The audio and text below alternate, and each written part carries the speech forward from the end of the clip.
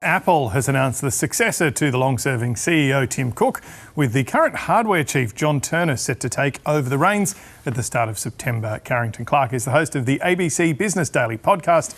He joins us now from Sydney. Carrington, welcome back to the show.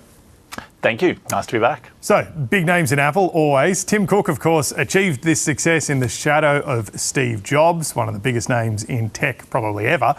What's going to be the biggest challenges, do you think, for John Ternus?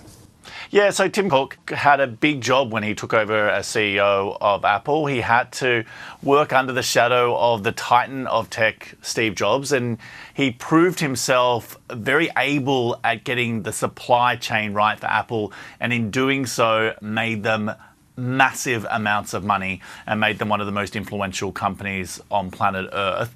Now, the task for John Ternus, who takes over, is to compete with other major tech players, particularly as artificial intelligence reshapes the landscape. Now, Apple has been criticised by some people for not putting the huge amounts of money that some of its competitors are putting into artificial intelligence development, and in fact has looked at partnerships with other tech companies instead to offset that. In saying that, that's meant that they haven't spent that huge amount of money, which has freed up that capital for other things, including for shareholders.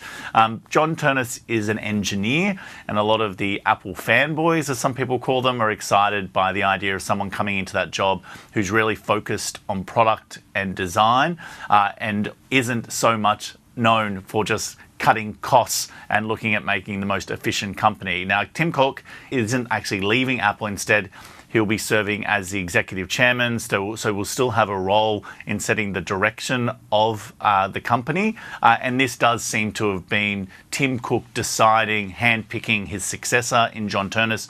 It's been long rumoured that he would take the job. He's been at Apple for 25 years. He's 50 years old, the same age that Tim Cook was when he took over. He lasted 15 years in the job. Let's see if John Ternus competes with that timeline. But this is a major appointment, a huge company, and will be very influential in setting the direction for Apple as it tries to compete in this new landscape with artificial intelligence.